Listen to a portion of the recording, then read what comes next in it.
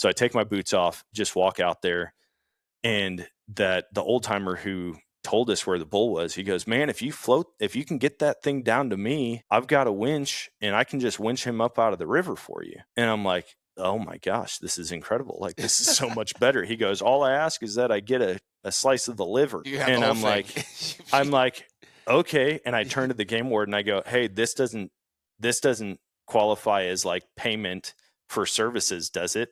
Like, cause you can't, pay someone with meat or get payment for meat. And he goes, no, that sounds like a gift to me. And I go, okay, perfect.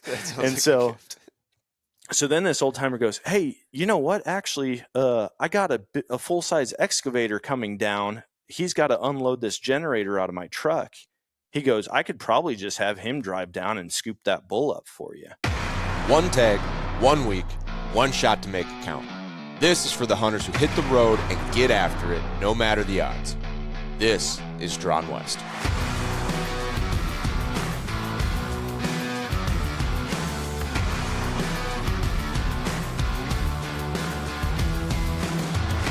Welcome back to another Drawn West podcast episode brought to you by Go Hunt. We've got my good buddy Dan Matthews back on the podcast. I feel like we've been waiting for this story ever since we knew each other. But Dan's here, and we're going to talk archery elk hunting. Dan finally gave up the rifle elk hunt in Colorado and switched to archery, and it went really well. So Dan's going to tell the story. Thanks for coming on the podcast, Dan. By the way, for those that haven't heard it, Dan was a podcast guest, episode 8. We talked about the costs between golfing and hunting, which was apparently a really well-received topic. A lot of people commented on that, which wasn't even the point of the podcast. We were talking moose hunting, but a lot more comments on the golf part than the moose part. So maybe we need to do another version of that. What's more expensive, hunting or fishing, or you name it. But thanks for coming back on the podcast, Dan. Absolutely, dude. I think a good podcast would actually be getting permissions on golf courses for hunting, because there's a lot of like golf course owners that hate the wildlife out there because they tear everything up, make maintenance more expensive. And my brother actually got 3 different golf courses to give us permission for waterfowl season this year. So it's probably easier the farther north you go too. Like golf courses are kind of starting to shut down here by myself in Minnesota. Obviously, if you're going to go knock on the White House door to get permission on Mar-a-Lago, that's a full year course. So probably not going to get permission there. But my uncle shoots a bunch of deer off a golf course. He lives like on the course and then like helps out and works on the course and knows the owner. So he gets permission to hunt like in the back of the course. I got permission this year to deer hunt. It's not a golf course. It's a camp. It's like a youth camp that has a driving range. And my son and I went to a father-son retreat. We're hitting golf balls, and I look out, and I just see this like huge rack just pop up. And I'm like, hey, like all throughout the week, I was dropping hints to the maintenance guy and the like right-hand man and the president. And I'm like, man, if you guys need help. And somebody told them, hey, Dan's got a bunch of followers, this and that. And by the end of it, they're like, dude, would you really want to come out and kill some deer out here? I said, yes.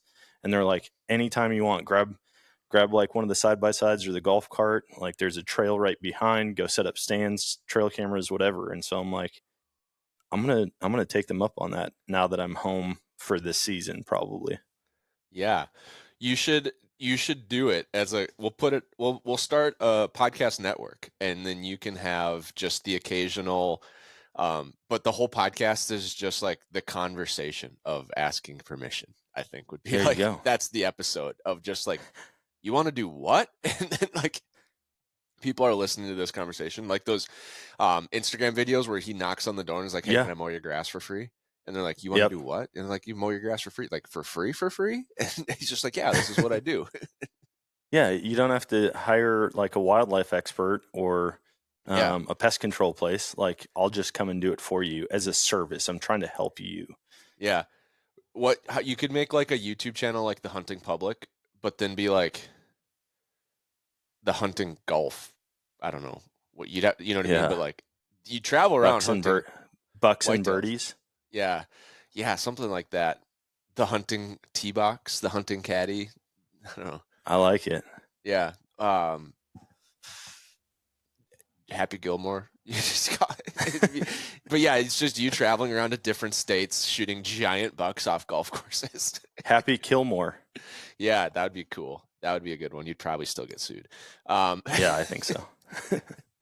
But let's tell us about your elk hunt. So I obviously know more than the listeners because we're friends and I saw what was going on and you sent me some pictures and some things. But crazy story, crazy elk hunt.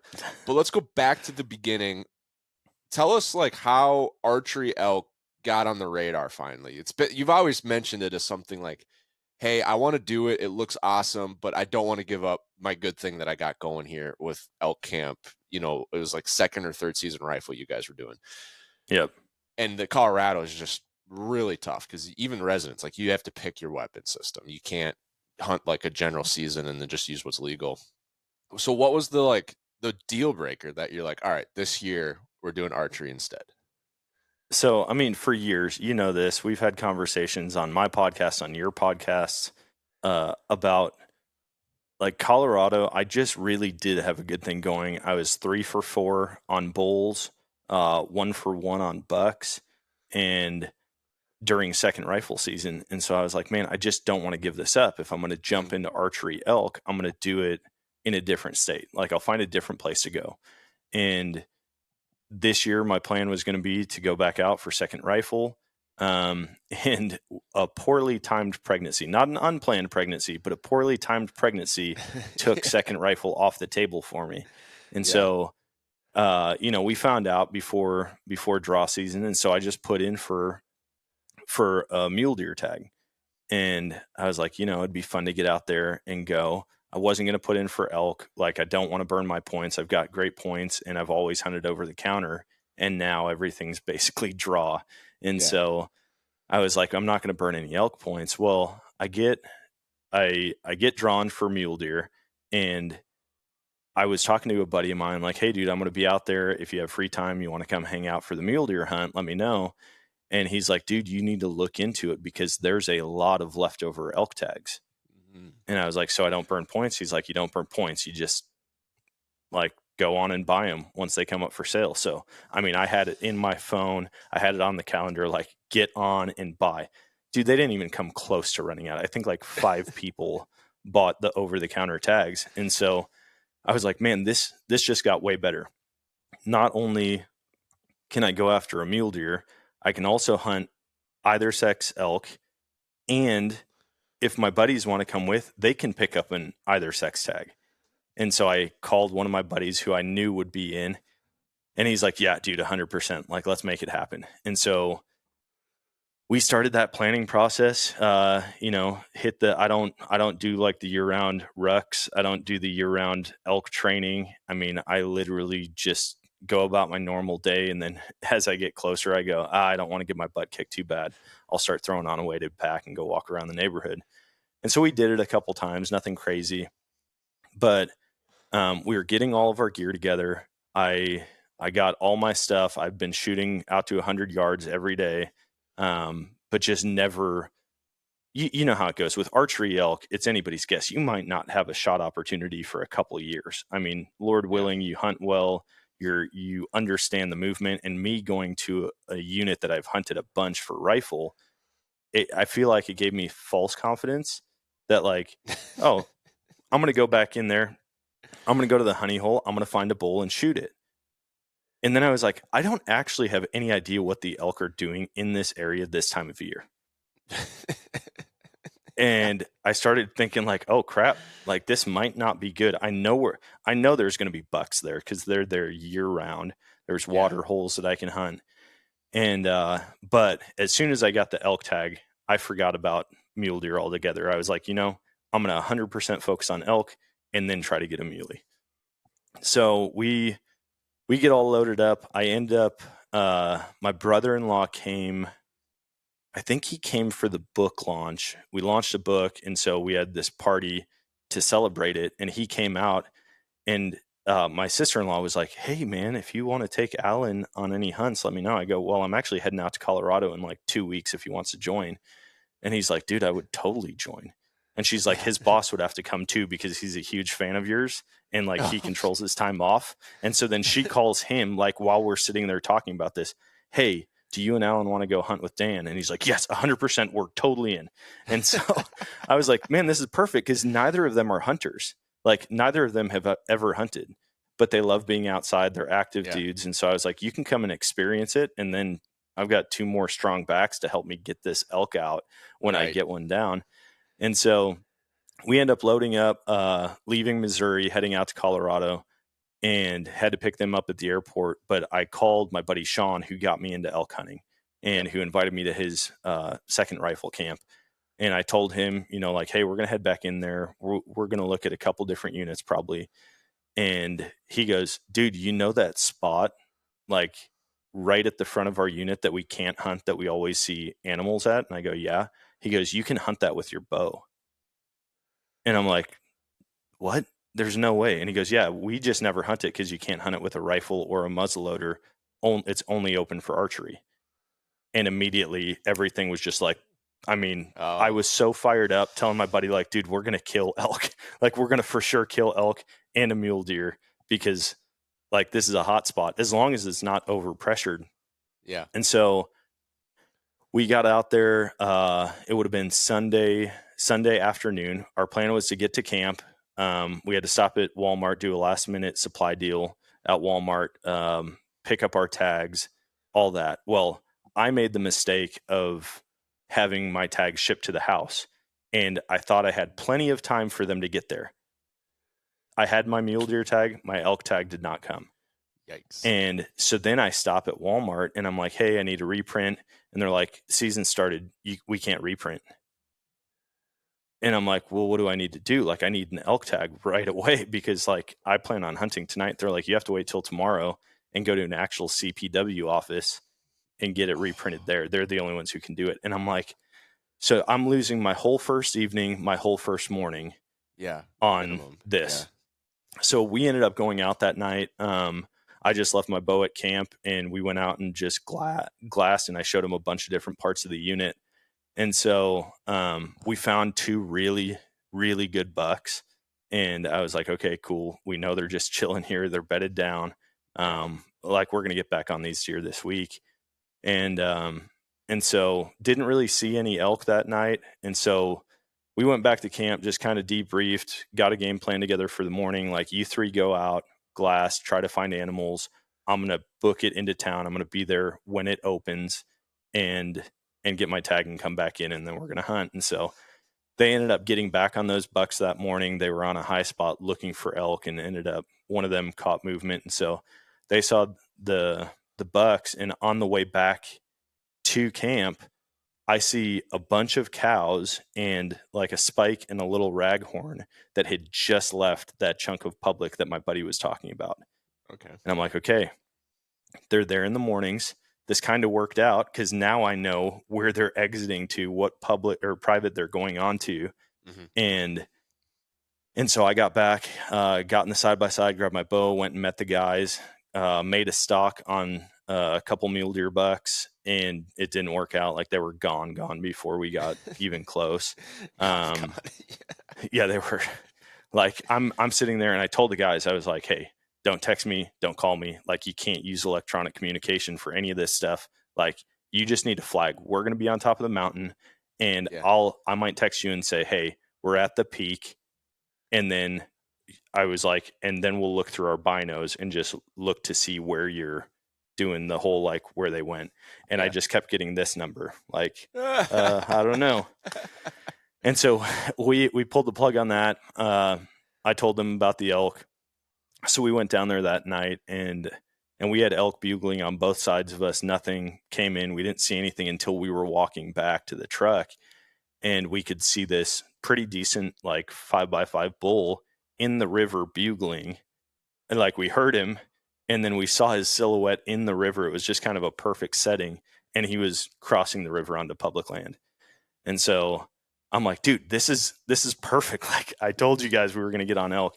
The next morning we go in, made a game plan. Hey, you're going to drop us off. We're going to walk quite a ways and then drop in. You guys go down to a different part of this little chunk of public, and you guys hunt over there where we saw that bull crossing. And so it was me and my brother-in-law, again, who's never hunted. He's got my phone. I'm like, dude, just record everything. My cameraman wasn't able to come. And so I was like, dude, just record everything. And so we get like just off the road and we hear them bugling. And I'm like, dude, they are in this field right below us. And it's a full moon. So I'm like, dude, we got to be real slow, real methodical about how we do it. We were waiting for the clouds to cover the moon. And then we'd like creep a little bit. And then it would come back out and we just freeze. And we didn't have far to go, several hundred yards. And we get down there, and I think we were probably 300 yards away, and we could hear them fighting. We could hear two big bulls fighting. And I'm like, okay, now we can really move. Like, we can get in there. They're distracted. The cows are all in the tall grass, just a choir of them, just meow, meow, meow, meow. I mean, I heard that 1,000 times that morning. And so we get down to the edge of this field, under the shade of this tree, kind of like thick cover behind us to break up our silhouette. And I can see these elk fighting at I think I ranged them at 117 yards. Okay. And I'm like, this is perfect, close. Man. Yeah. We're like right in here. And so we had 15 or 20 minutes before shooting light. And so I'm like, we just kind of have to sit and do nothing for a while, just watch and see what happens. And so they'd split, and then they'd come back together and smash antlers and split and come back. And so finally I was like, all right, dude, we're legal. I'm going to call to them and see what happens. And so I just do a cow call. All of a sudden, boom, I see a head pick up. Here comes one of the bulls. He gets to 35 yards. I range. He's at 35 yards broadside. I go to adjust my dial, and I can't see the numbers on my dial. And I'm because it's still too in dark. The dark. It was still too dark. It was legal, but it was just too dark being underneath the shade of that tree. We were tucked in this dark little hole. And so I'm literally dial right up to my eye trying to see the numbers. In hindsight, I could have just cranked it down to 20. It was at 35. If I aim 2 inches high, I'm going to smoke both lungs for sure. And I just didn't think through that in the moment, unfortunately. So he ended up just kind of feeding, got behind this tree. I couldn't see him anymore. All of a sudden, I have a bull just rip a bugle right behind me. And I'm like, crap, dude. Now I need to back out of this hole, flip around, look down this trail. And I see elk just pouring across this trail at 50 yards. And then I see this bull. And in between all of this, I'm bugling to them. I'm full on in it. I felt like a real elk hunter. I taught myself how to elk call on the drive out there, and I sucked at it. And then that morning, my buddy, he was close enough that he could hear the calling, and he's like, dude, once he came over, I was like, dude, I was calling back to them. Every third call was me. And he goes, that was you. You sounded like an elk. I didn't even know you were calling at all. And I felt really good about that, even though right now I'd probably suck if I tried to blow one. And so this other bull comes in 45 yards. Broadside, another really nice bull. And I can't see my dial still. This is only a minute and a half has passed in between these two bulls.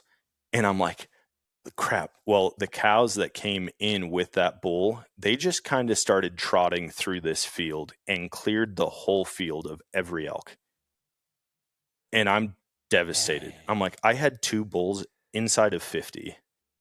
And everything's gone now. I just blew it. They didn't bust on me. None of them freaked out. It was just those cows were on a mission, and all the bulls wanted to follow them. And so the whole field clears. And I'm like, all right, screw this. Don't even know if this is a good move, but I'm going to pretend that there's a cow back here and another bull. And so I just, and then just rip a bugle.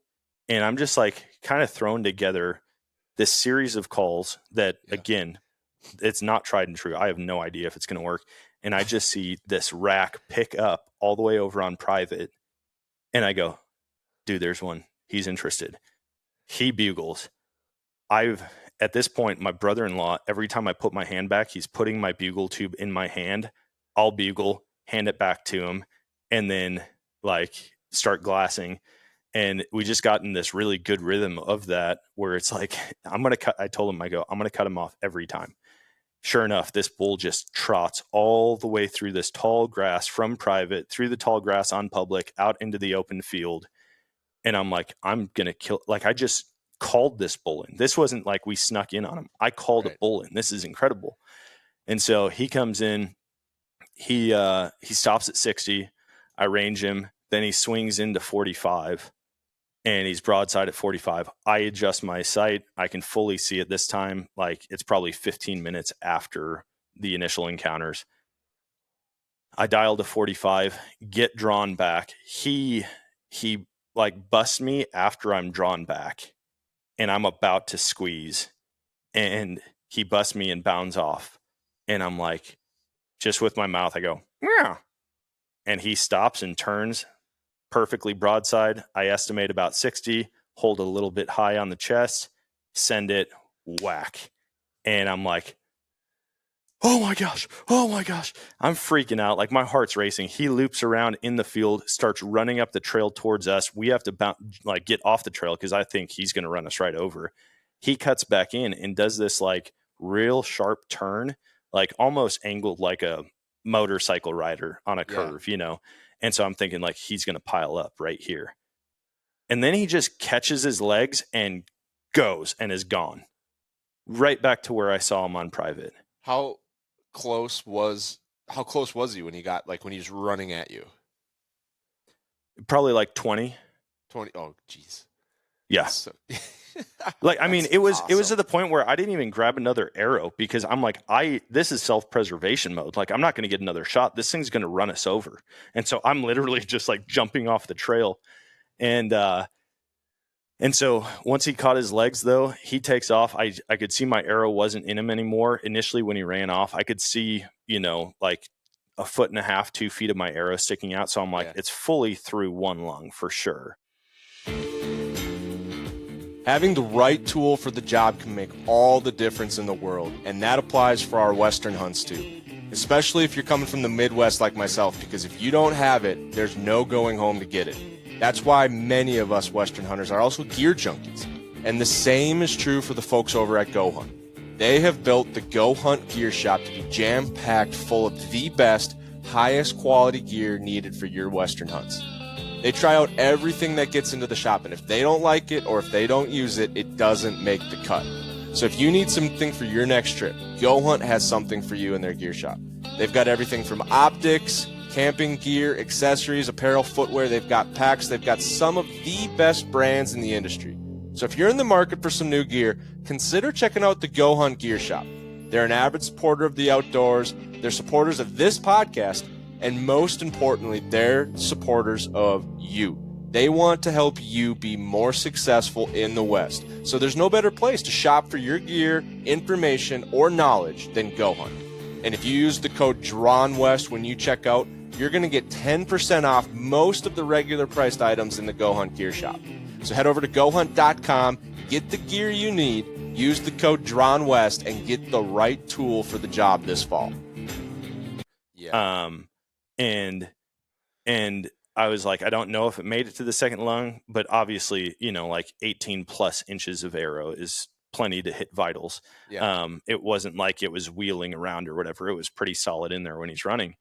And so I was like, okay, I know this bull's going to die, but I also know how tough bulls are. Yeah. So hopefully he didn't actually get to private, because I couldn't see like the fence line. I could just see some trees, and he disappeared in front of those. So I call my buddy, dude, I just smoked one. He comes over. We start going, like, we go out immediately. We find blood. It's good blood. And after 100 yards, it starts to kind of get sporadic. And then it would be a ton of blood, and then a little bit less, and then a ton of blood. And we get into this open field, wide open, like essentially a mowed hayfield. And we can't find a drop of blood. There's a huge, it's like he blew a clot out, and there's just blood everywhere, and then not a single drop. And so, of course, at this point, I'm like, he's not in the field right here. He's on private. Like, he clearly made it to that fence. And so then my mind just starts playing tricks on me again, like, dude, nobody's going to give you permission. Like, you got to get permission to go across. We got to figure out who owns the land, if they're cool about it. And so, but I was like, I need to know where he crossed, because I couldn't see that part of the field from where I was standing. Yeah. So I'm like, technically he could have veered right and be in this thick stuff. And so the four of us, we just all walk side by side or single file along this fence. And I'm like, look everywhere. Like he's spraying out the right side. So we're going to walk it to where we can see the left side of the foliage and see like the blood spray. Yep. And finally we found blood on the other side of the fence. We could see it from the public side. And so we look up the landowner. I call like multiple numbers. It was a company. And finally this guy answers. He's like, dude, let me make a call to CPW, and like, I'm not that far away. We'll come out and you can recover him, but just sit tight for 15-20 minutes. Okay. And so we go back, get my arrow, find my arrow. And this whole time we're looking, the elk are still bugling on private. And my buddy's there now with his bow. So like we're making like short sets trying to call these bulls back onto private or back onto public. Yeah. While blood trailing my elk, knowing that my elk is probably close by them. And so it was a wild morning. Finally the guy shows up with the game warden. They, he checks all my tags. I pull out my phone, show him like, look, this is where we are. We walk down, show him where I shot from. Clearly everything, they just wanted to make sure it wasn't a situation where like I shot across the boundary. Yeah. And I'm like, no, I was a couple 100 yards from the private boundary. So they're like, okay, let's cruise down and try to find this bull. And the game warden's like, dude, he asked the landowner if I could bring a bow. And the guy's like, yeah, he can bring his bow. If he has to put a follow-up shot in, like, that's totally fine. Okay. And the game warden's like, hey, once we get onto private, I'm going to hang way back. Like, I'm not going to be all over you. Like, I'm going to hang way back because I don't want extra people in there to bust this bull out. And so we're making our way across this public chunk, and we're probably halfway through it. And some old timer on a separate piece of private goes, hey, you guys looking for a big bull? And we're like, yeah. And he goes, he's right here in the river. Oh no. And I'm like, no way. I'm like, he's dead. Like, yeah, he's dead in the river. Yeah. And so I just book it up there, and I go, he's dead? He's like, yeah, he's right here. So I get up there and I look, and I mean, it's like 500 yards up this river. And I look and I'm like, dude, there he is, just laying in probably like a foot of water. And so then the private landowner, he's like, oh, well, I guess he ended up dying on public land anyways. Like, you're good. And I was like, sweet. Like, he had just crossed the corner and then made it to the river. And I don't know if he ran down the river, if he floated down the river, what happened, but he was on public land. And so, so the game warden's like, I'll just get over there with you. We had to bushwhack through this nasty, nasty stuff. And we get to the river. I go out there. I just take my boots off. I'm like, I brought extra boots, but I also just don't want wet boots in camp all week. So I take my boots off, just walk out there. And that the old timer who told us where the bull was, he goes, man, if you can get that thing down to me, I've got a winch and I can just winch him up out of the river for you. And I'm like, oh my gosh, this is incredible. Like, this is so much better. He goes, all I ask is that I get a slice of the liver. And I'm like, okay. And I turn to the game warden. I go, hey, this doesn't qualify as like payment for services, does it? Like, cause you can't, pay someone with meat or get payment for meat. And he goes, no, that sounds like a gift to me. And I go, okay, perfect. And so then this old timer goes, hey, you know what? Actually, I got a full-size excavator coming down. He's got to unload this generator out of my truck. He goes, I could probably just have him drive down and scoop that bull up for you. And I go, bro, if you do that, I will give you the whole liver and a quarter. If you'll have him pick it up, put it in your truck bed and drive that back to my camp. And he goes, you got yourself a deal. So we literally float this bull 500 yards downriver. Like, at one point we're like armpit deep in the water, floating, like walking this bull down the river. And we ended up pulling it up on the private land side. And this guy comes down with an excavator. I hook a chain around the front leg and then through the tendon on the back leg and then loop it up through the bucket. And he just picks the whole bull up out of the river, spins it around, drops it in the truck bed. And I'm like, what kind of wild roller coaster like elk hunt is this? Like, I go from not having my license, missing the first morning and the first evening, uh, and then I see elk, and then we get on elk, and I get a shot, but then it crosses private. Then we have to get the landowner. Then this guy finds it. I'm like, it was just insane. The emotional highs and lows were absolutely wild. So he ended up bringing it all the way back to camp for us. I said, since you brought it all the way back, like, we're going to go and gut it, because that's one thing that the landowner said. They didn't want us gutting it on their property. Yeah. And so I was like, I'll just take it back behind camp somewhere, and just gut it. Like, we're not bear hunting. We're not doing anything. So, like, dropping guts anywhere isn't a big deal. And so we just took it back away from our camp a little bit, gutted it, and then I just put it on my trailer, and drove the whole thing in to get processed. And so I'm like, I literally drive a full elk in, and I was like, dude, this is just the wildest ride I've ever had elk hunting. The easiest pack out, obviously. Like, Yeah, that's not a pack out, buddy. Like, listen, for reference, for anybody who kills an animal like that size in the water, if it's deep enough for that animal to float, use the river. Like, yeah, it was so easy to just navigate. It sucked barefoot in the water, like I was stepping on rocks and junk. But, like, if I would have had my Crocs with me, I would have thrown my Crocs on and just walked down the river with this elk. And yeah, so literally didn't ever have to pick up the elk at any point. Didn't have to throw any weight on my pack. It was awesome. How hard was it? Was there ever times where it was like hard to slow the elk down? Like you said, you were walking it, but an elk's like 800 pounds. Was there any times where it was like it was no, you weren't walking it.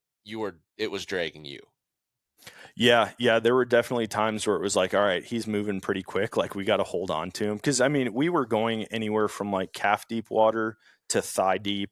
And then at the very end, it was like chest deep. But there were times where it's like like maybe a leg would get caught on a rock.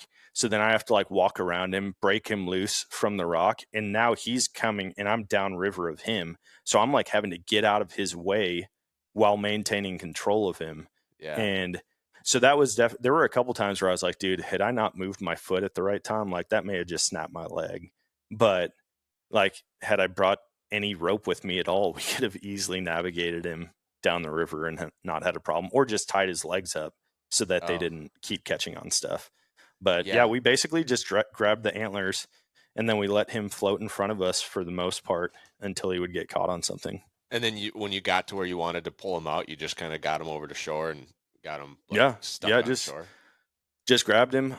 Me and my buddy Austin, we both grabbed him and just drug him over. Got him to where he wasn't going to float away. Got some pictures there, and then just kind of hung out and BS'd with the old timer, and ended up dropping that elk off at the processor. And he was like, "Dude, I don't actually need any of the quarter." He's like, "But if you would just have him pack up the liver for me, I'll be by to pick it up." And so I told him, I go, "Hey, there's a guy coming to pick up the liver. Like, I'll come get the rest of this stuff." So they had it packed up and, by the time we left. So, like, I think it was 4 days later, we went and picked up all the meat, picked up the Euro mount, and got to bring it all home. So that's crazy, dude. So you said you drug it and gutted it and then put it on your trailer. So just like 4 people, you're just like dragging it and like rolling it and stuff, or how'd you move it? No. So what we did is he brought it back to camp in the bed of his pickup. And then I just dropped the tailgate on my side-by-side, and we drug it out of his pickup bed into my side-by-side bed, and then just drove it back. Just hooked it up to the bed with ratchet straps, and then I gutted it right in the bed and just pulled everything out behind it. So we never like unloaded it or loaded it. The only time we did that was transferring it from his pickup truck to my side-by-side onto the trailer, and then drove it in. And then they had like a winch or something at the shop to... Oh yeah, dude, watching them and their system, like, I've seen people do different methods for skinning, but I was like, I've never seen somebody really, like, in a shop tear apart an elk. And dude, I mean, they just, like, stick man the elk, and then they just had this giant rolling pin, and they hooked a winch up to the elk, hooked another winch up down under the rolling pin, and they basically just operated one of them and just peeled all of the fur off. Yeah. And it took like 25 seconds, it seemed like. I've I've heard of people doing that, and I almost want to like figure out how to build that in. Like, so I'm gonna finish half of my shop and put out. I'm like, I should almost sink like a hook down in the slab, Yeah. and then like have it like so it's like a zero. It's like down in there. But then I can Yep. take like a plate off, hook a winch onto it, and hook a deer onto the top, and then just pull it Yep. straight down because it's so easy. Like once you get the legs freed up, you just do that. I think that rolling pin system, I was thinking about it as I was watching because I was like, that'd be sick to have in a shop. And I think the reason, instead of like lifting the elk up and having the fur anchored down, it's like, man, once that final bit breaks free, it's going to be like 8 feet in the air, when you're peeling the fur off. And so they actually pulled, all the tension was coming from down, but they obviously had the elk attached to a different winch up high. And Oh, so when you it's say like, rolling pin, you mean like a pulley? no. It was a full on steel, probably 3 foot long. And what happened is the chain that was hooked to the cape went underneath it, and then the whole cape was just going around this rolling pin. Oh, yeah. Yeah, they just had a way so they don't have to lift it up. Yeah, that'd be interesting. You could Yeah. definitely do that for sure. I've also thought about maybe just doing it with the tractor and Mm-hmm. sinking something with the tractor and then just backing up and the deer just swings out like this. The only problem is when if it comes loose, all of a sudden that deer's gonna go whack right into the Yeah. tractor. So Have you'd have you to have like you get it down done to the the neck. have you ever done the golf ball method? Because Yeah, I've done that. I've done that exact thing with whitetails before, yeah. where you just put a golf ball under the cape at the shoulder, I or just like behind under the neck. we always hang them up the upside down way. Oh, okay. Yeah. Yeah. But yeah, same thing. I just don't have a hook right now to like I guess I could do the bottom of a tree. Yeah. But yeah, no, that sounds sweet. No, I wanted to ask you that. So obviously for the folks that are listening, Dan's elk hunt is not how it usually goes. No. From start to finish. If you're going on an archery elk hunt, I hope you get an experience like that. But maybe plan on not having that experience. Like I was gonna go right back to the beginning. So like you mentioned you learned how to call elk on the ride out. Yep. So did you just like swing by Shields and pick up like a couple diaphragms and a tube and you're like, let's just see what happens? Dude, Or not did you even diaphragms. I went the most rookie way of doing it and bought like the Phelps Easy Bugler, to Oh, where it's like the insert, like you just basically bite down and put pressure on it, or like you use your tongue yep. to put pressure on it. And so it's like the reed is in the insert. Uh-huh. And then I don't remember what the cow call is that I bought, but it's like a Primo's cow call that just, The no, Hoochie I didn't Mama? get the squeeze one. I didn't get the Hoochie Mama. Okay. Uh, this one, you just bite down on it. But literally, I mean, like hearing the elk in person, because I've heard elk before, but Yeah. like hearing them and then immediately being able to mimic them, it's like it all clicked for me. And Sweet. so, Well, you're a but turkey the hunter whole too, ride, so yeah, but the whole ride out, my buddy Austin, I mean, he's like in the passenger seat. I'm like driving down I-70, just like, "Brrr!" And then he would look at me and he'd be like, yeah, I don't know if I'd call it all like the whole time we're out there. because And is Austin an elk hunter? Like a no, this was his second okay. archery elk hunt. So he had a similar, not as easy pack out story, but a similar. He had a first day success story 2 years ago. Went out there and shot a bull on opening day, like 15 minutes into the hunt. So That's crazy. So also didn't he's do much definitely volume. not a seasoned elk hunter at all. But we Yeah. were both like trying to practice and like one up each other on the elk call. He was way better than me the whole time. But yeah, I ordered mine on Amazon, and I think they got here like 4 or 5 days before we were leaving to head out. And That's I blew wild. on So them a you couple didn't times, and that was it. did you do any like learning the language? Or you were just like, that sounds like a cow, that sounds like a bull, good enough. That's basically it. I saw a couple videos of guys talking about calves and like doing calf distress calls, Okay. because like bulls will come into that, cows will come into that.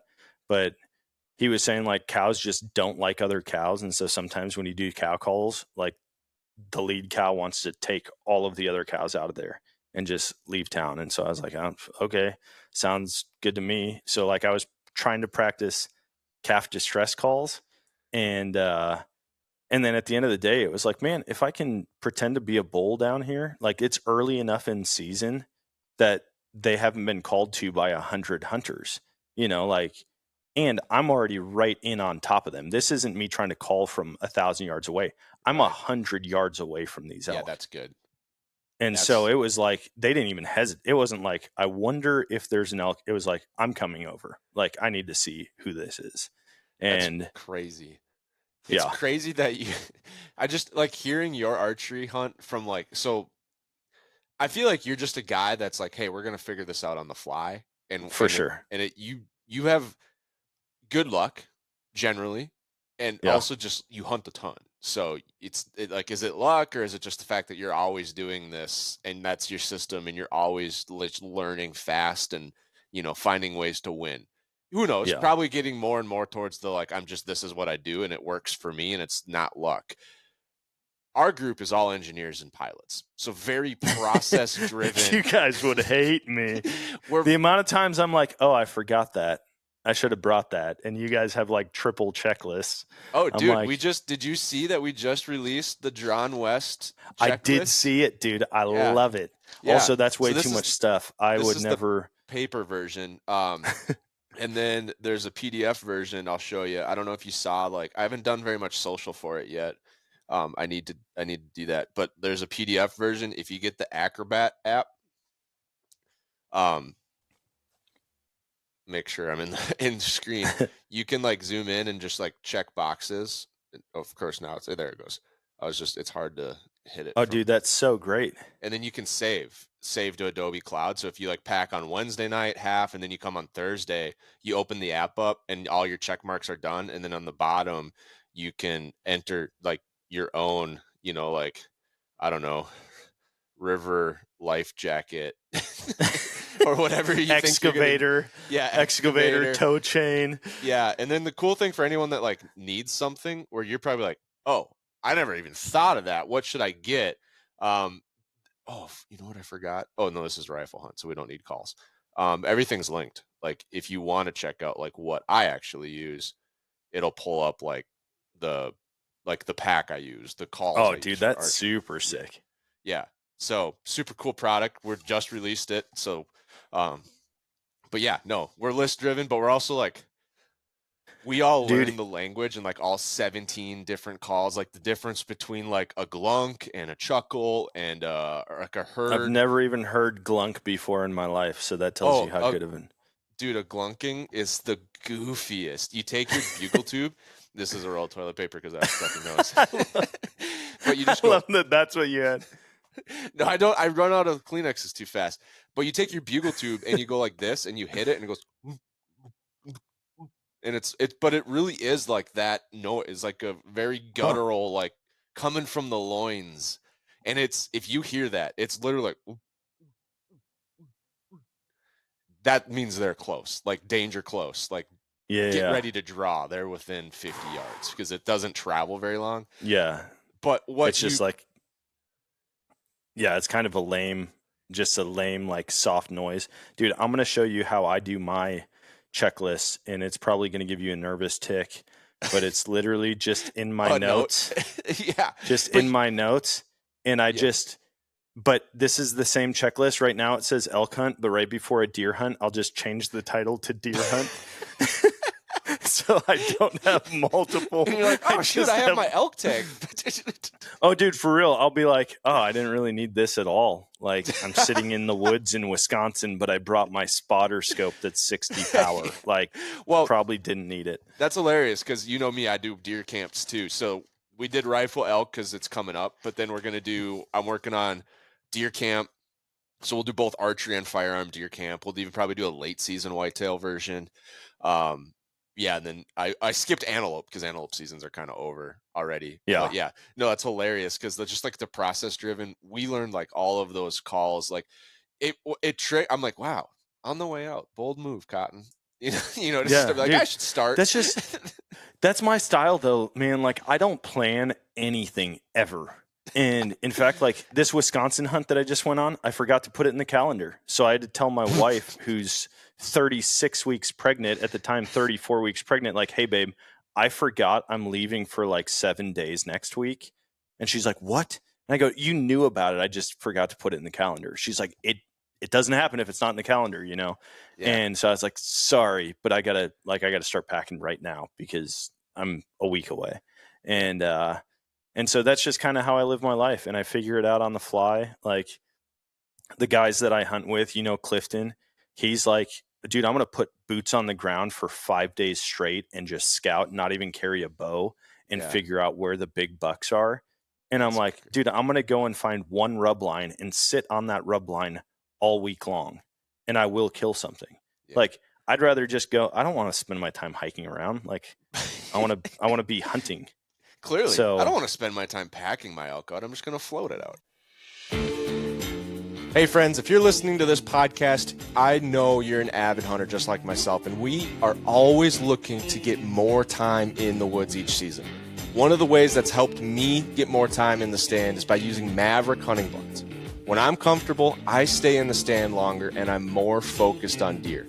I don't turn around so my hood cuts the wind. I'm not taking shelter from the rain. And the best way to stay comfortable is with a hard-sided blind. And my favorite is Maverick's XL blind, which allows me to rifle hunt, bow hunt out at the same stand.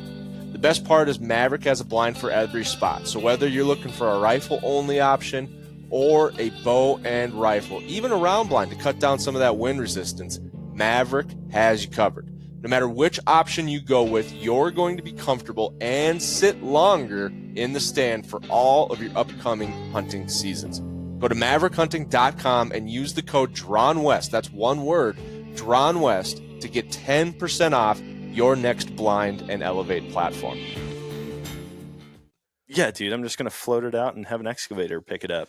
That's and so awesome. It's been, it's worked out, you know, like I definitely learn more in person. Like I'd rather learn from the animals than from a guy on YouTube.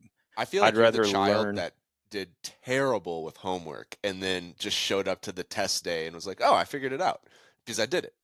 Dude, you could not have nailed my high school career any better. I started my senior year with a 0.4 GPA, literally a 0.4 GPA. I did 2 pieces of homework all 4 years of high school because my mom was like, if they can't teach you that in class, like you're not bringing it home. Like they're taking up 8 hours of your day.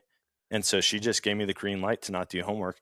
And then I'd come in, I would ace my tests. I would do really good, especially in math. And my teacher would be like, you're cheating. And I'm like, no, I'm not. Like math works in my head. A lot of the other stuff doesn't. And I ended up just not going to her class. I'd take all 3 lunches in high school because I didn't like her at all. So I didn't do very good in school. It turns out you have to do. I'm not going to do. Turns out you have to do homework in order to pass high school. I feel like that's like a Togi line. Have you seen like Togi on social media? Yeah, dude. Turns out if you put all your money on black, you lose all your money. You lose all your money.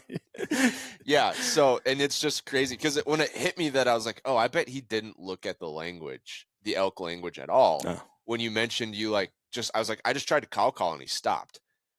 Well, there's a very known part of their language. It's called a nervous grunt, but it's like a cow call. Both will do it. Bulls and cows will do it, but it's like a cow call. But your normal cow call is like a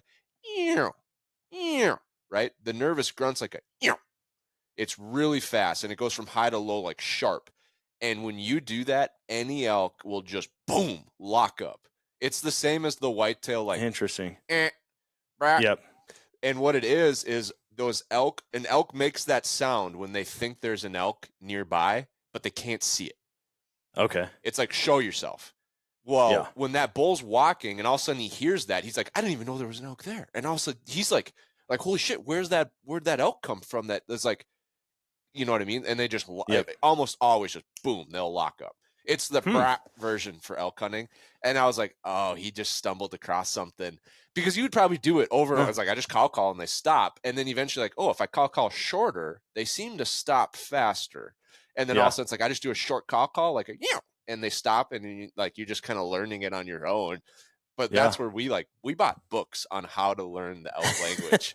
And because we're like, pilots are pretty process oriented if people haven't figured that one out. Like you do things in order to the the play. And engineers are not quite that bad because usually people don't die immediately if we screw But up. you just overanalyze. Yeah. So you're like, oh, should we do like, should we go level 2 or level 3 here? Like we escalate, like go up the ladder, down the ladder, like cutting them off is like a level 3 aggressive Dude, the more tactic. you talk about your strategy, the more I think you would hate hunting. Because I'll literally be like, dude, I'm just going to rip a bugle quick. What do you think about that? And my Well, buddy's like, sometimes you just, I don't know. it does. I mean, yeah, especially if there's like nothing going on. It's like, we walk Yeah. around and just kind of rip bugles too until we hear one. And then it's get as close as possible, but we start at the bottom and we just work our way up the ladder. So we'll start with like soft cow calls, maybe some raking. If we can't get them to talk, we'll escalate, maybe throw out a bugle. Then it's kind of like you play out the animal. But like typically cutting a bull off only works when you're like inside 200 yards. Yeah. Not when you're like 500 yards away across private. It usually doesn't work. No, dude, I was doing it. I mean, and we went back to that spot and tried to get on more elk. Like I actually called another bull in. Surprisingly, I called that one in just with cow calls, the same cow call over and over and over. Yeah. Were you early? Were you like first or second weekend of September? Yeah, oh, okay. I was So like they hadn't the heard end it of the up too first much week. yet. Yeah. But there was like this tiny, barely legal bull, and we were leaving for the morning. It was the next morning. We were heading out, gonna head back to camp, and we just see this bull up on this ridge. It was like on a bluff right along the river. Yeah. And so I was like, dude, see what we can make happen. So I'm like, meow, meow, meow. And all of a sudden he's like, whoop, runs over to the edge and is like looking for a route to come down. I go, oh crap. Like we're standing in a parking lot as I'm doing this. And I was like, we should probably like actually get over there.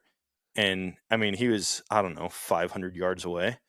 And so we just book it. Like as soon as he's not looking, we're just booking it closer to him. And he ended up coming, he found a route down, came all the way down. We heard him in the river, but then we never saw him pop out. And so we just stood there for like 15 minutes trying to watch, like, where the heck did this bull go? Never saw him again. Yeah. And so like I thought for sure. Quiet. Yeah. I thought for sure we were going to get a shot on him because he was ready. He might have I didn't think it would work. First call. He could have, but like by the time like we got all the way down into shooting position and we could still see him up on top, like pacing nervously, trying to find a route down. Yeah. And then we saw him work down like 50 yards and then he cut back on this like side hill trail coming down. So there's two things that could have happened. Very common. So first of all, like elk's ears are insane. They've done studies where they've bugled or called at bulls that they like, okay, there's a bull. We took a picture of him. We called at him. He's 1,000 yards away or a mile away. And then they'll put a trail camera and that bull will come within like 10 yards of where they called from that Dude, far I could away. see that for sure. So if he could have seen like, okay, yeah, 500 yards away, but I can see the whole parking lot and I heard an elk, but I don't see an elk. That's called getting windowed. And it can happen at any distance. If they can see where you called from and they don't see an elk, that's why you always try to get in cover so they can't see and they have to come in to see what you saw or see what they heard. Also, raghorns are notorious for coming in silent and coming in from behind. So like you guys could have ran forward. He found his way down, went all the way around to loop, catch wind or something, or come in silent from behind, and you guys just went whoop and swapped. Dude, I could totally see that. Like whenever we were making a play on any animal, it was me and Austin because we had tags. Yeah. And then like the other guys, they just stayed up there. Like they were just standing in the parking lot watching this whole thing happen. Yeah. And so I'm like, he totally could have come through and been like, oh, there's two guys right there. Yeah. But when we saw him down about to get to the river's edge, he was probably like 80 yards, I would guess. And so he was coming when he was at the river, he was 50 yards when we could hear him in the river, but we just couldn't see the actual river. We had a wall of brush. I wonder so if he was thermals, like rivers are nasty with thermals. Yeah. They're just thermal sinks. Like it can be hot midday, but once you get into the river channel, that river just sucks everything to the bottom. So he might have caught some goofy wind when he got down to We noticed that after the first night that we went there, the night before I ended up shooting my bull, we sat with our backs to the river, and we could just feel, I mean, it was just sucking the wind across that field down into the river. And I was Yeah. like, I mean, obviously it's evening, but like the fields were so flat. I was surprised at how much those thermals were sucking into that river, like 15 feet away.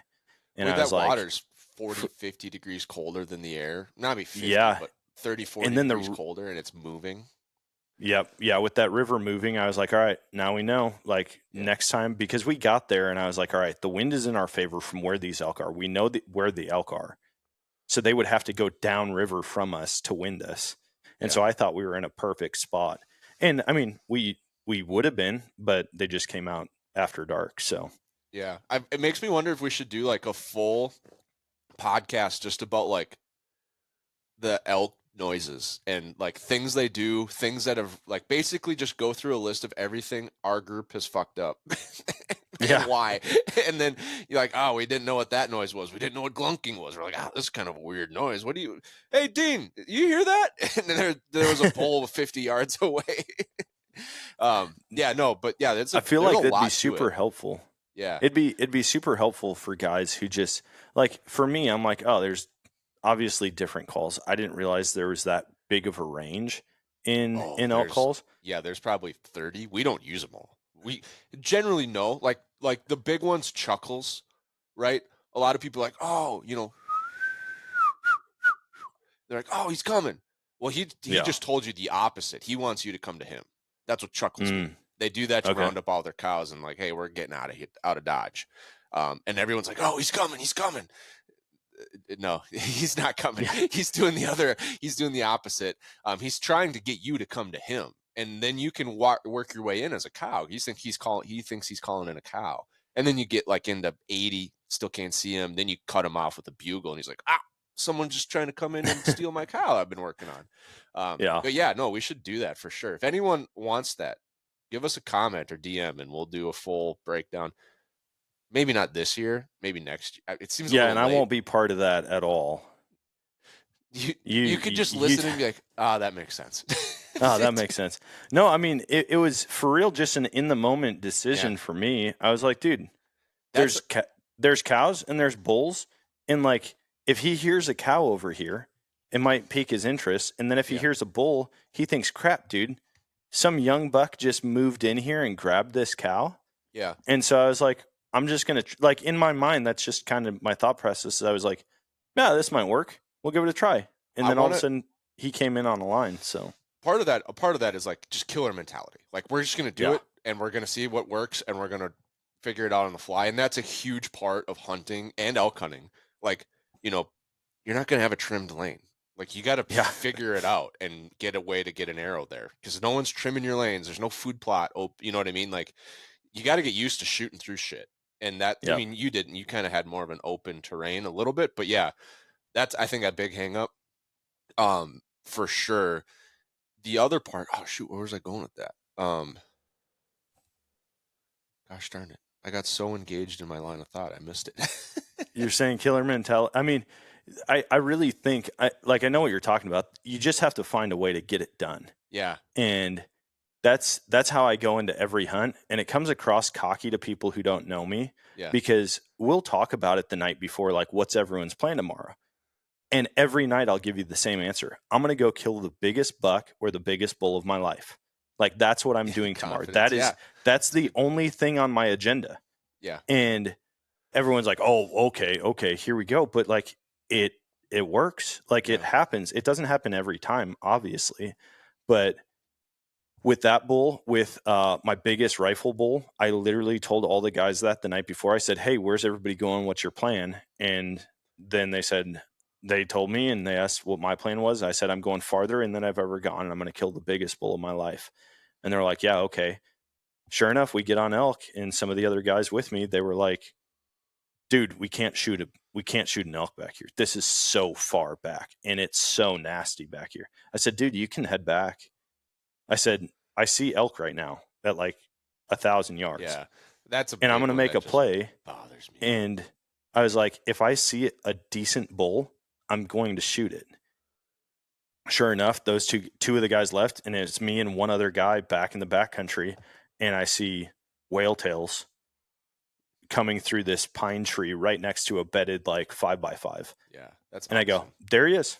I'm like, I'm going to go kill him. I said, I'm going to sprint. I'm literally going to sprint to the top of this mountain, and I'm going to stay on the backside of this ridge so he doesn't see me. I was like, so if you end up coming up, like stay off the horizon, but I'm going to sprint to that point. And if it's under 800 yards, I'm going to shoot that bull right now. Yeah. And he's like, really? And I go, yes, man. Like, that's what I'm here to do. Like, I'm out here to hunt. And so sure enough, booked it up there. He was at like, I think at that point he was 734. And I just set my backpack up, dialed, pulled the trigger, watched him buckle, racked around, pulled the trigger again, and he dropped where he stood. And it's like, dude, I didn't think of the plan to get out. Like, it's going to be the worst pack out any of us have ever done. I fully understand. And I said, I will spend the next 5 days packing this elk out all by myself if I have to. Yeah. But like, that's what we're here to do. Yeah, that's what it takes. Like, what are you going to do? Sit at camp and wait for one to walk through camp? Like, I was curious when you said you were bugling and you're handing your bugle tube back to your buddy or your brother-in-law. Did your bugle tube not come with a rope on it? No, I had rope in the truck and I forgot to put it on. Like, what I did is I stuffed it in my pack, like in between my frame and my pack. I would stuff it right here. But because we're like 100 yards from these elk, I didn't want this motion every time. And I for sure could have had it on my side. Like, we always take ours, you put it so the mouth is up and you strap it over one shoulder, and then you can go like this and you actually bugle down because you're low. But then you find a way you can just tuck it behind, like in the, like where your kidney is, and then you loop it around your bino harness and it stays right there all day long and you forget it's there. Yeah. Dude, that's brilliant. Like, that would have been great to know. I remembered what I was going to say. All right. So, like we're talking about elk calling and like, all these things. And then like everyone's got their own system, and like, Corey Jacobson, Paul Medell, they all have like their strategies, right? I want to try it out, and like be my strategy is like, I'm going to come out with the Drawn West elk calling school. And it's going to be all, because you were talking about like, if there's a bull and a cow, like, birds and bees, like this is going to work. Right. Yeah. I want the whole basis of my elk calling academy to be like, remember when you were 14 and you had this crush on this girl and your buddy was talking to her, and then like you got so pissed, you were like seeing red and you couldn't like think about anything else, and just how much you hated your buddy, and you were like desperate to talk to that girl, right? Like, call elk like you're in middle school. Like, do whatever pissed you off the most in middle school. Like, this girl's texting you and you think things are going great, and then all of a sudden you find out she's been texting every guy at school, or she was texting your buddy, or she's already got a boyfriend, or you know what I mean? Like, all like, because we actually listened to a Deer University podcast from Mississippi State, and they did say like bucks go through the same testosterone changes in a month that adult human males go through in the first 15 to 18 years of their life. Oh, dude, like, I could totally see that. Right. And so I'm like, well, that kind of just proves my point. Like, when we hit all that testosterone after 15 years and have no emotional capability to like handle it and deal with it in normal ways, right? Like, call elk like that. Like, lead them on, catfish them, gaslight them. Like, you know what I mean? Like, throwing the other dude at the last second, like he thinks it's gonna work, or like, like just you also stop replying, right? Like, read it and then stop replying. Read it, don't reply. You know what I mean? Like, get them to multi-text you. Like, that's almost like the millennial elk hunting academy that I'm gonna launch. Dude, that'd be perfect. And I mean, I think of that just with the different types of bucks and bulls. Like when I'm hunting whitetail or I'm hunting elk, it's like you get a raghorn, a barely legal spike, and he's going to be like, oh, there's people over here. Like, this is cool. I want to go check it out. And like a toddler, right. He like just wants to be involved. Wants to be a part of the cool kids group so bad.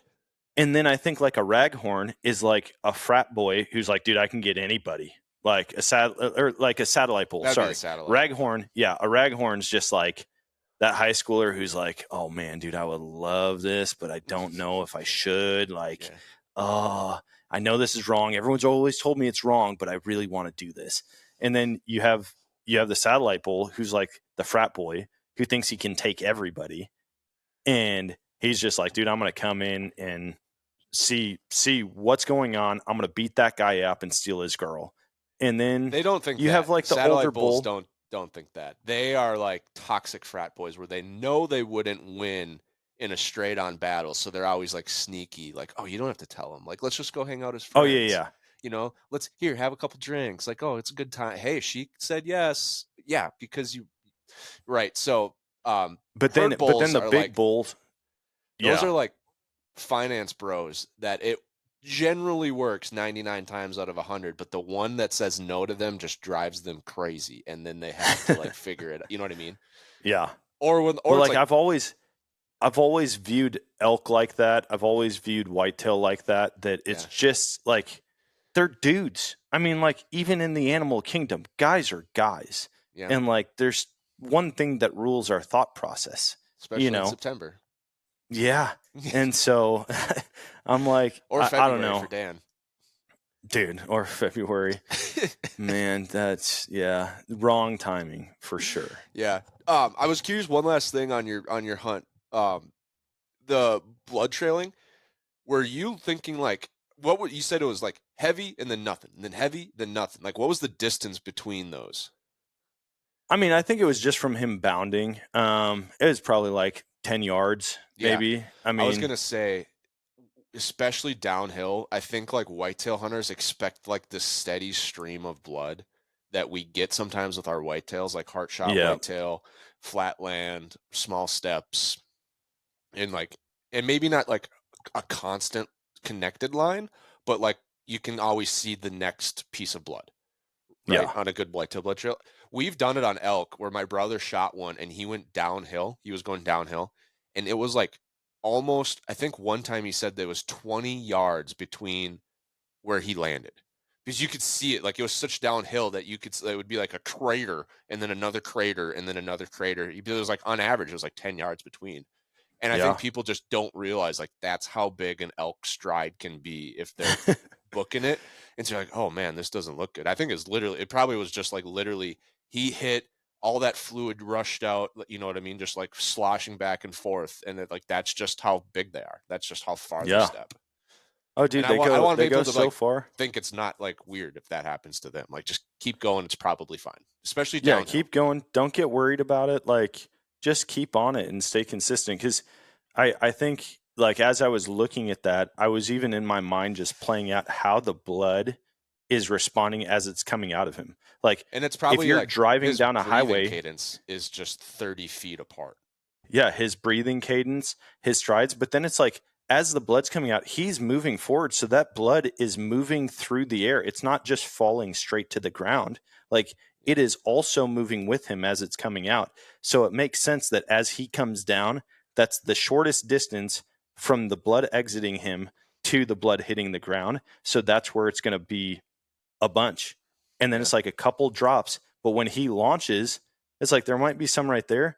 But then the blood, it's like throwing a baseball out a window when you're going 60. The baseball doesn't drop right where you threw it from. It Oh, is moving yeah. forward until it hits the ground. And so, yeah, I was like trying to envision that. And even with just, I mean, I've tracked so many whitetail. I've tracked a bunch of elk now. When I knew it was coming out one side of his body, I'm like, it's really stupid of us if we look down the fence line walking the opposite direction because it's spraying on the left Yeah. side And of you the saw it on the grass. back on you, and you did see it on the other side of the fence. Like you Yeah. said, like we saw it on the side, like, oh, looking back, like, oh, duh, we should have. Yeah. Yeah. And so it's like there's things like that you just pick up along the way, whether somebody teaches you.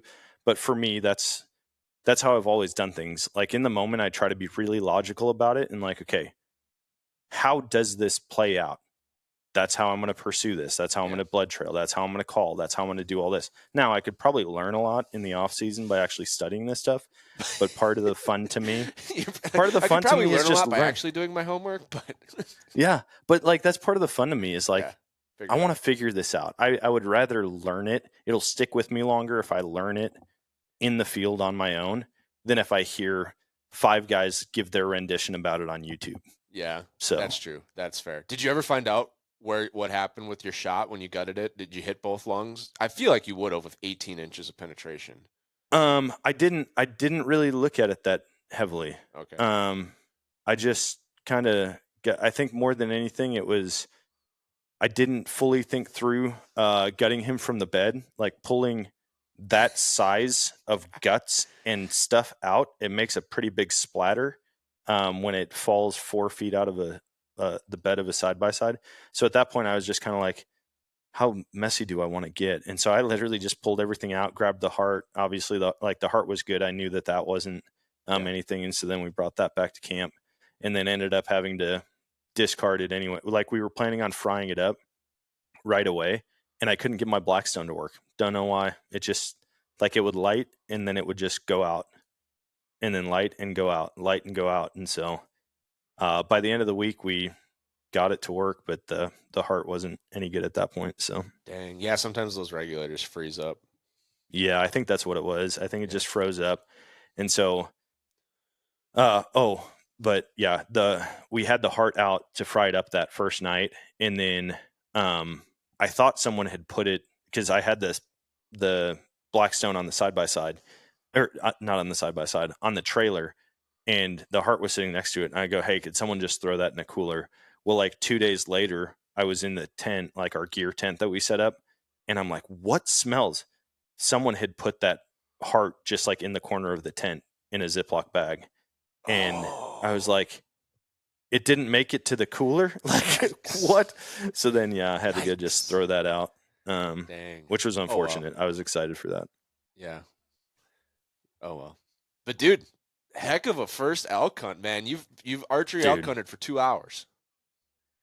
Yeah, man. It was it was short. Success than the majority of elk hunters ever do in their life. Yeah, dude. Elk hunting's been great to me, man. I don't know how I got so lucky, but I've not filled out of, I don't even know. Well, I've killed 4 bulls now, and I've only come home with 1 tag unfilled for elk. And then I also got a shot on a muley out there. Still don't know what happened on that one. Like, super easy shot, broadside, and I missed that deer by 1.5 feet. Like literally, I mean, I'm just like sitting down, just like totally chill. 3 bucks came into this water hole like 2 nights after I shot my elk. And yeah, the one finally turned broadside. They were drinking at this water hole facing us. And then one just turned and started to kind of like go back into the brush. And I ranged it, drew back. The only thing I can think is maybe I caught a little bit of sage in front of my arrow that I didn't realize. Because as soon as that arrow left, I was like, what is that? Like, that arrow's gone. I've done that. Watching the video. Yeah, the video back, it's like the deer dropped. But even if you just go, okay, here's where the spine is, that arrow was 1.5 feet over the spine, where if it hadn't ducked at all. And I was like, I still don't know what happened, but I was like, well, at least it was that. I'd much rather that than a marginal shot and injury. Yeah. So the big question, next year, you doing archery elk, or you going back to rifle camp? Maybe neither. I may go back to Alaska next year. Okay. I'm really tossing that around. So, feel like it would be awesome. I think I told the guys already. I was like, I'll probably never be back to rifle camp. Don't say never. Come on, Daniel. I told my buddy that right away. I go, dude, if there's leftover tags for archery, I'm coming back here. And even the XOP crew, I go, dude, I could legitimately get in a tree. There's a bunch of mature trees down there. I'm like, I could shoot an elk from a tree in the like in my saddle. Yeah, that would be so sick to me. Anything that I said the same thing to him like a month ago. Oh, did he? Did you? Yeah. No, he didn't say that. We're thinking about throwing together something for like an XOP hunt in Colorado. Actually, so. Oh, yeah. Sick. Yeah, we might do that. I think we should get like Matthews or Shields or someone to sponsor like a feature film, and it's you and I archery elk hunting. But the whole premise of it is like, have you seen those videos? I think there's 2 guys. One of them's like huge, like super big, strong guy. This episode is brought to you by Matthews Archery. Folks, I just upgraded my Halon to the all-new Matthews Lift X, and I absolutely love it. I went with a 33-inch axle to axle, which is a great fitting bow for anyone like me that's got a little bit longer draw length. And I also went with the 80-pound limbs this time because it gives me the flexibility whether I want to shoot it at 70 for whitetails and target league, or if I want to bump that up to 75 or 80 the next time we go on an archery elk hunt for a little extra energy. And the one thing that I am still blown away by is how smooth this bow shoots. There's no hand vibration when it goes off. It's incredibly quiet, and it's an absolute tack driver. So if you're in the market for a new bow, head over to MatthewsInc.com and check out the new Lift X, either the 29.5 or the 33, depending on what you're looking for. And you're going to see why I've been loving my new Lift X. Like, clearly he's been in like a bulk forever, and the other guy's like super shredded, like clearly been in a cut forever. And they're like, dude, that guy needs to eat a cheeseburger. And the other guy's like, dude, that guy needs to find the fucking treadmill. Right. And they just dude. like the whole time they're like telling like that's never. So it could be like you and me and like The Office almost, where it's like, like, hey, we're just going to run down there and I don't know, like throw a cow call out. And they just cut to me. And I'm like, that's not going to work. And you know what I mean? Like the whole week we're just like, dude, this guy like just will not stop thinking about the plan. Like, let's just go. Like, dude, that's so perfect. I mean, I feel like that would go over so well. We had a ton of fun with that on this Wisconsin trip because Clifton did that. I mean, like he was 16 miles a day on foot, didn't sit in a tree for like 4 straight days. And I got there, unpacked the truck and got in a tree immediately. I was like, yeah, I'd rather be in the tree. Like I can't shoot a deer if I'm walking around with no bow in hand. Yeah. So like, I'd rather just see what happens. Didn't see a deer. Oh, well, I feel let's like find a different spot. And Sam could make that. Was he on your hunt? Yeah. Yeah. Sam's awesome. I feel like Sam would be he's phenomenal videographer for that style of a film. I just don't know if XOP would be able to like sponsor it if we're not doing tree stand stuff, but maybe we could do it with tree stands and still be like, I don't know, dude, they're going to have cool products coming out that aren't necessarily tree stands. So they've got a lot of cool stuff in the works. We should pitch it to Tom and Brock and see. Oh, dude, it would be. That's my favorite part about hunting is the camaraderie and giving each other crap. Like even now, every day, multiple times a day, I'm texting all those guys from deer camp, giving them a hard time. Like that's the funnest part of it to me. Yeah, it's fun to shoot an elk. It's fun to shoot a deer, but I love the camaraderie and just hanging out. And so, dude, I think that would resonate really well with people. Me and you putting a bet on it. Like, dude, listen, man, you can crunch all the numbers you want, you nerd. Like, yeah. And then good luck. And then, yeah, and everything that goes, like, basically it would be like team, like, I don't know, go with the flow versus like team, like structure and planning or something like that. Yeah. And then you'll be like, yeah, I don't know why it didn't work. And I'm just like, yeah, because you tried to, you chuckled because you walked in upwind of a bedded bull, you idiot. Well, you know that you wouldn't do that. But like, no, you were like, I thought he was coming in. He was bugling and chuckling. And I'm like, yeah, he was like telling you to come to him. And you both just stood there, like waiting for the other person to move. And then it's just going to be so great if I. And then the next time it'll be like capitalize. Yeah, by the time we got there, he was already like gone. And then you're like, yeah, because you spent all day thinking about the plan. Like you go. Like, dude, it'll be so good. And then we'll both just be shocked, like the whole like just staring at the camera moment. Yeah. When it's like, dude, I got one, and you're like, how did he do? Like that's not possible. There's no way that could have worked. Actually each got one, but doing the other person's like thing. Like I got one when I finally Brian, went for it. You have to. And you got one when go. you were finally like, oh, I think we actually have to back out, go all the way around, like do this other thing. Yeah. Hey, Brian, today your whole goal is just to do the first thought that comes into your mind. I'd probably do a lot better elk hunting, to be honest. Or just do the opposite of what you thought you should do. Yeah. Just think, what would Dan do? We just make bracelets for each other. Yeah. Yeah. What would Dan do? What would Brian do? Yeah. Sam and Tom the whole time are like, oh, the problem is this is going to get picked up by a network in a hurry. Yeah. Dude, if we created that, it'd be like the Robin Big of hunting. Oh yeah. And we could just do it on every hunt, like no matter what it is. Dan's like, I'm just going to run over and shoot that moose like across valley. And then I don't care what the consequences are. And I'm like, I'm going to wait till one's on my side of the river. My father-in-law just Yeah. shot a moose. Well, his buddy shot a moose. They were moose hunting in Ontario. Shot one Oh, 500 heck yards yeah. across a lake. That sounds like a pack out. It died on the water, so they winched it to shore, quartered it, put it in their boat, and then boated it back to camp. Oh, sweet. Dude, Yeah. that sounds epic. Yeah, but no matter what we're chasing, like it could always just be like team chaos versus like team structure. That would be cool. Yeah. Or like whatever the chaos. I don't want to be team structure because that sounds too boring. Chaos. No, dude, we need to come up with good names for it. Have people voting, like who's actually going to kill. What's funny is, I don't know if you saw it. I think it was Sam. He put out a deal on Instagram.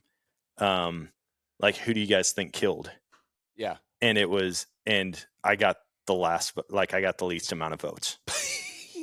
I bet Clifton got the most.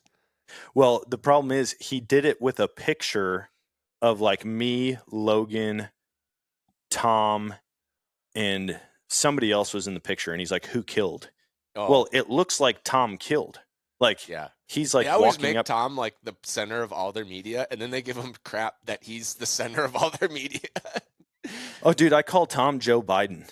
Like the way that he walks around, it's so funny all day long, every day. He's like up on the porch, just kind of like, he's pretty like doesn't remember what he was up there looking for. I'm like, Tom's in Roomba mode, just like running into a door and then like turning and then running into this. And so, yeah, we give each other a hard time. And I think that's one of the things that's missing in hunting media is like, dude, nobody goes to a deer camp where everyone's just polite and like, oh yeah, good luck, man. Yeah. You're going to do great tonight. Like, no, people are like, dude, you suck at hunting. Even if you shoot a huge buck, you're like, oh dude, you'll get a good one next year. You know, like the funny thing is like the XOP family deep down is like the most supportive and the most like for sure teamwork based and the most like wants you to succeed and wants everyone to win together. But at a surface level, it's like, eat shit. yeah. It's like your little brother, dude. You can make fun of him all you want. You can beat up on him all you want. But at the end of the day, you've got his back and you want him to do the best that he can. Yeah. But you're never going to say that to him. No, like, dude, I'm not going to tell you. No, I don't love you, you little idiot. Like, get out of here. That's awesome. Yeah. No, I can't wait for it. Yeah, we should definitely pitch that idea to. Plus, we both want to do like archery elk from trees. Yeah. So, and then when like that gets slow, like maybe run around on the ground during the morning, and then in the afternoons do like water holes and shoot mule deer and elk. Dude, that'd be so sick. Yeah. If we do that, and that'll be another funny thing. Like, you're like, oh, dude, I get in and out of my tree really quiet, and I'm like, oh no, dude, I bought a belay device. Like, I rappel down this tree.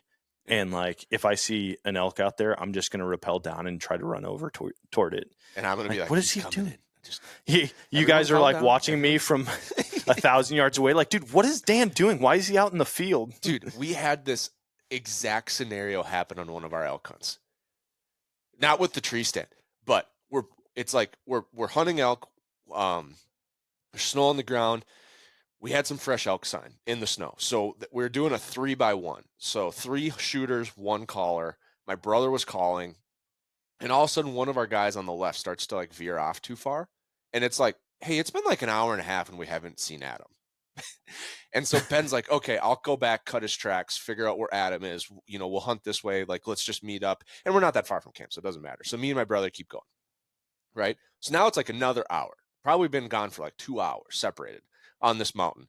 We get out to this clearing, and you know how your dad or your grandpa always told you, like, look both ways before you get out into the clearing because there could be a deer. Yeah. And there's never a freaking deer. Never. Not once in the history has there ever been deer in the middle of the day just out in the meadow, right? But it's ingrained in me. I can't not do it.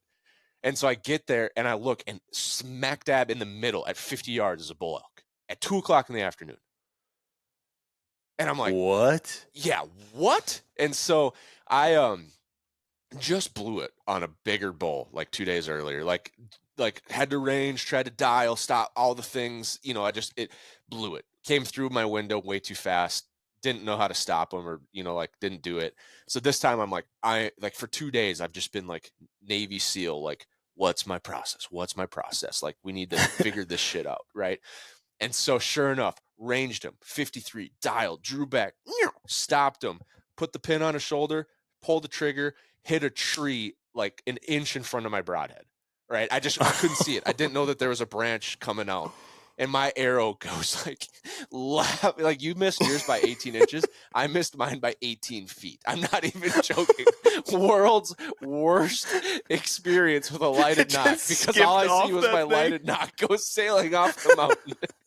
Like, it was so bad, we didn't even bother looking for my arrow. It was 500 yards away.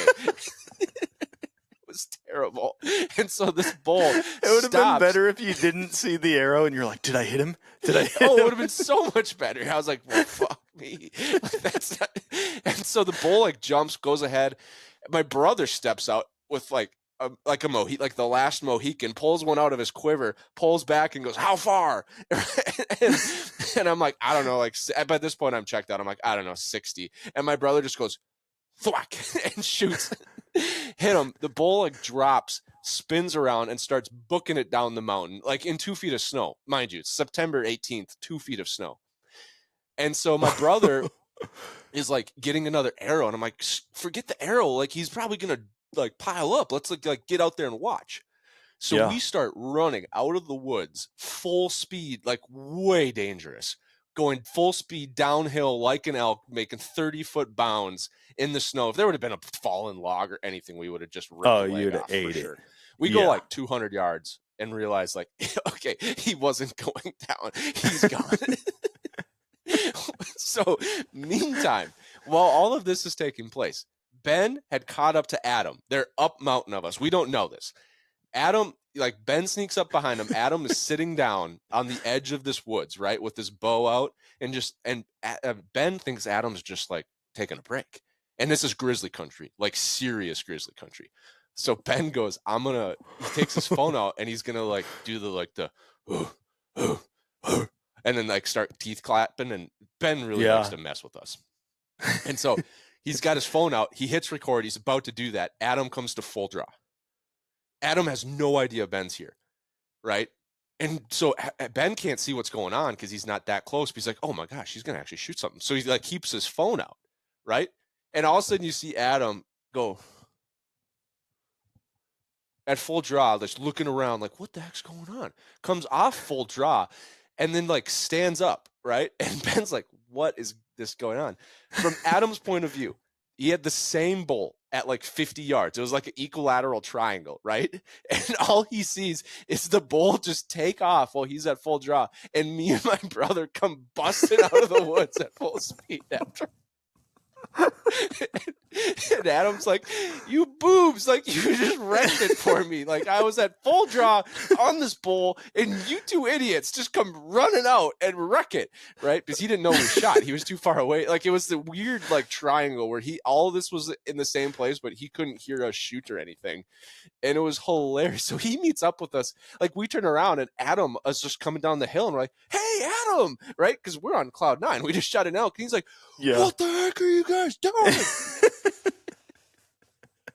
And then you're like, we shot a bull. He's like, oh, okay, well, I was going to shoot the bull too, and tells us the whole story. And then Ben shows up behind Adam. He's like, I was about to jump out and scare the shit out of you. The fact that everybody can, it's like when a movie, all of a sudden at the very end, all the characters get tied together and you're like, oh, that's how it all works out. That's how they knew each other. So did you guys find the bull then? The shot was not good. Very bad shot. But it was 2 feet of snow, fresh snow. There's no elk tracks. So we follow it for 2 miles, all the way around the mountain, straight back to camp. And it's like perfect. Like now we're out of the tree line. We're in the valley. There's like one small cut, like draw. Tracks go in, tracks don't come out. And I'm like, okay, he's in there. I knock a arrow, get to the edge. He's at 40. I shoot, smoke a tree, just boom, dead center into a tree. Pull out another arrow, pull back. He's like running, and it's like really thick brush, but we're trying to get a follow-up shot. Boom, hit another one. Boom, another tree. Now I'm down to my last arrow because I already shot one off the side of the mountain. Oh my gosh. Pull back again, shoot. By that time, I think Adam came and put another, like we did get him. But it was not the prettiest shooting. I want everyone to know that. This is not how we typically like to do things. We get up to him. It's like, okay, here's Adam's arrow. Here's Ben's arrow. Here's Brian's arrow. Can't see Dean's arrow. Don't have any more holes. And then someone's like, his Achilles is cut. No way. Yeah. Oh my gosh. So we think the first arrow, for whatever reason, maybe bounced off the same tree, hit him in the Achilles, cut that artery in the Achilles. So we had blood the whole way. And he was like limping, and then like I think let's just like following him right away, kept him on his feet and just drained him. And he let us get that close, and we did get him. And we were like 400 yards from the four-wheeler by that point. Gosh, dude. It was the craziest. So did they call you the lumberjack then, with how many trees you hit and the fact that you look like a lumberjack? Tagged out on trees for sure. Yeah, that day was bad. I shot 3 in a row. The problem with 2 of them, I couldn't get my arrow out of the tree. They're just someone's gonna find that and just follow your arrows like a bread trail. That would be so funny. Like shit went down here, and it's just a shot of like all 3 trees in the same line with 3 arrows. Oh, dude, that's what we need to do one day. Like a crazy hunt happens, and we just hire like a crime scene investigation crew to come out and try to analyze and piece together the story. Yeah, that would be Brock at the end of our camp and our hunt. And Sam just interviews Brock, and he's like, for the life of me, I can't figure out why they convinced me to do this. Dude, Brock smoked a buck. Yeah, he smoked a buck. I texted him, yeah. Dude, he said 50 yards, and he watched it roll down the hill. I was like, crap, dude. Well done. Nice. Yeah, Brock pile drive to doe in Nebraska, like just 10-ringed it. But yeah, I was working on a prototype bow hanger that I was sending to Brock that I built in the shop. So... See, dude, that's sick. I'm fired up now. Now I just want to get out and hunt with you, man, because we still have yet to hunt together. Yeah, we need to figure it out next year. Let's do it, or later this year. Well, you're tagged out in Wisconsin. That's a bummer. No, you can get a second tag. I can shoot 2 bucks in Wisconsin. You can? Yeah. I don't know. It just has to be during or after rifle season. Oh, like with a rifle or with a bow after rifle? Yeah, it's the same thing here in Missouri. You get 2 bucks, but you can only kill 1 early archery. I need to buy a farm in Wisconsin. Nobody take me up on that, but like I'm very confident because I thought that was the case, and I shot it out. Randomly strip searched by the Wisconsin conservation officer. No, I texted in that same group that we went up there with because we were like, everybody was like, dude, I wish we were back at deer camp already. Yeah. And I was like, wait, Wisconsin's a $2 state, right? And I was like, and then Tom was like, yeah, you just you can't. Well, he would know. Essentially, we Wisconsin. Can't go back out right now. Yeah. I grew up there, but dude, regulations changed so much. Like, I let people tell me, I'm like, hey, what's legal? Like, I figured out a lot of stuff on public land this year, and they're like, oh yeah, no, you have a bow hanger, you can't have a bow hanger. You can't thread it into the tree. Yeah, I go. That's why I built the one that doesn't thread into a tree. Oh yeah, they told me that, and I was like, oh, oops, like. I brought 3 or 4 bow hangers with me because I was going to hang a bunch of different sets. Yeah. And they're like, yeah, dude, you can't bring those out at all. And I was like, huh, so interesting. That's exactly why I built mine. So it's like you tie it off just like the fly. But it's got like a hanger that folds down and then swings out, and you still have like a pivoting arm, but it's all like the same system that the fly uses to tie off. Heck yeah. Yeah, so I use it here because I just don't want to put holes in my oak trees because we get like oak disease and they die. Oh, yeah. I never thought about that. But like, again, I figure things out on the fly. Yeah, weird. You don't learn these things when you don't do the homework. Yeah, dude. If I don't look at the reg book, I'm like, dude, I'm just like, I'm not doing anything you can't do that, unethical. Officer? I didn't know. Yeah, really. Sorry. Hold on, you can't shoot $3 here? What? Yeah. No, I like all the big regs I pay attention to. Like, I don't read the whole reg book. Like, I'll typically read the highlights of what's changed year to year. You should, you know what would be cool is like chain an AI to just understand every state's regs and then how you hunt and be like, hey, is there any risks in Colorado? And they'll be like, in Colorado, you only need like 2 articles of blaze orange, or like, what about Wyoming? Like, oh, only you need 1. And you're like, okay, great. Yeah. Dude, there's some, the way that regs change place to place, I'm like, dude, I don't keep up. So typically I'll talk to people while I'm there and be like, hey, what's legal, what's not? Because obviously I don't want to be full of bow hangers and just walking across the dude camp. for real. Like, I had like 4 of them. What are you doing with all those, Dan? He's like, oh, I'm gonna go set up a bunch of trees. Yeah, I had like I had for sure 3, maybe 4 of them in my hunting bucket because I was like, oh, dude, I'll bring all these because, like, what if I find a new spot that I want to hang? Like, I just want to make sure I have one. And they're like, yeah, dude, no, you can't have that at all. And then they were telling me like certain parts of public, or I was talking to somebody else, certain pieces of public you can't have trail cameras on at all, like if they're federal public. Oh, really? And I was like, oh, what? Like, dude, I was about to throw like 6 trail cameras up while I was out there. I just like getting trail camera pictures, man. Yeah, no, I think they're sweet too. I just sent you a video of my my trail camera, or not my trail camera, sorry, brain fart, my bow hanger that I built. Did you send that to them? Yeah, I sent it to Brock and Tom. Dude, I may have used it. No, not in, Brock's working on one. Oh, okay. Yeah. I was going to say they sent me out with one when they realized I had screw and bow hangers. No, they were like, here, take this out. Very crude. I don't know if you got it yet. Not yet. But it works. It's about 1.5 pounds. Whoa. Well, I made it out of steel because I can't fab plastic and carbon. Oh, you don't have fiber a manufacturing facility? Dude, the weld on this, not very good. But I was trying to weld a 1/2-inch rod to 1/8-inch tube. Oh, yeah. And I suck at welding. I mean, dude, minor so, detail. I mean, redneck engineering, like when you figure something out. Oh, that's my whole That's TikTok my approach. now. Yeah, that's my whole approach to hunting. Yeah. It's like, yeah, figure it out. That's not, just think that's just being a redneck at that point. Yeah, that's probably true. Awesome. Oh. Cool. Well, thanks for coming on, telling the story of your elk hunt. We do need to connect. I do want to hunt Wisconsin. And as bad as our farm has been doing this year, maybe this is the year to just say, hey, let's just bite the bullet, buy Wisconsin tags, and start hunting over on the other side of the river. Because it's been rough here on the home farm lately. But yeah, thanks for being here, Dan. I know people are probably familiar with your channels by now. You've been on the podcast. You used to lead the old podcast.